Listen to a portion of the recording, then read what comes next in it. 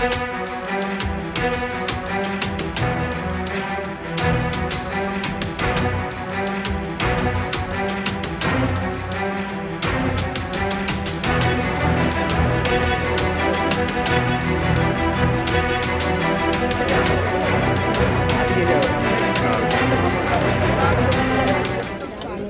सगळ्या घटनेला पर्यावरण विभागाचे जे मुख्य आहेत संजय कुलकर्णी हे जबाबदार आहेत. त्यांच्यावरती बडतर्फी बरोबर जर कोणी मृत घोषित झाले तर मनुष्यवधाचा सुद्धा गुन्हा दाखल व्हावा. त्याचबरोबर एक्झिक्युटिव्ह इंजिनियर म्हणून योगेश आल्हाट यांच्यावर जबाबदारी आहे.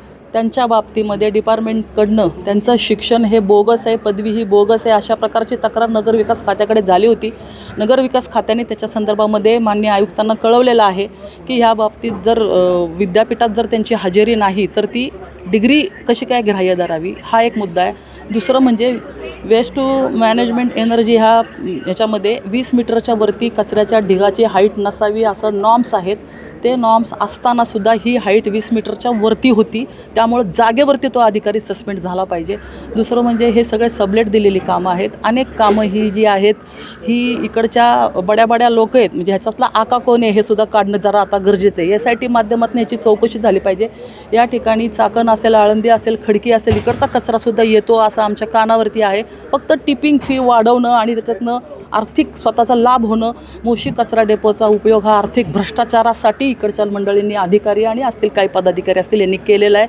याची गांभीर्याने माननीय मुख्यमंत्र्यांना मी काल पत्र दिले की ह्याची चौकशी व्हावी आणि संबंधित लोकांना आपण घरी बसवावं, नव्हे तर सगळ्याच कारभाराची चौकशी होऊन जे काय आहेत. आता हा जो आहे अँथनी अँड लारा ह्याचं हे काम आहे, त्याचा मालक अमेरिकेमध्ये आहे आणि मग ह्या ठिकाणी कुलकर्णी असतील, तो आल्हाट असेल, हे किती वेळा येतात, किती वेळा इथं व्हिजिट करतात. त्यांना इंटरेस्ट नाही. त्यांना STPचे टेंडर काढण्यामध्ये, त्यांना परिचालन करण्यामध्ये, त्यांना दुसरे म्हणजे एवढी कामं देऊन ठेवलीत त्यांच्याकडं की त्यांना ह्या कचरा डेपोच्या ह्याच्यामध्ये कुठलाही इंटरेस्ट नाही. हे जीवाशी खेळणं आहे, हा खून आहे. पण काही कोट्यावधींचे टेंडर काढले जातात, काम होताना दिसत नाही. नक्की पैसा जातो कुठे, काय वाटतं?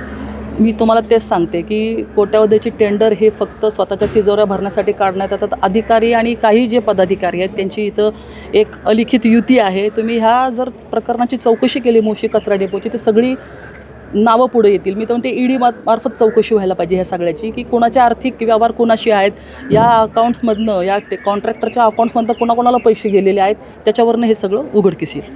उपमुख्यमंत्री एकनाथ शिंदे यांच्यासोबत काय संपर्क झाला आहे का आणि काय सूचना त्यांनी दिलेल्या आहेत? त्यांनी आम्हाला जागेवरती स्पॉटवरती जायला सांगितलं त्वरित आणि अशा प्रकारची सगळी सखोल माहिती त्यांनी देण्यास सांगितलेली आहे. औचित्याचा मुद्दा म्हणून उद्या विधानसभेमध्ये सुद्धा हा मुद्दा येण्याची शक्यता आहे.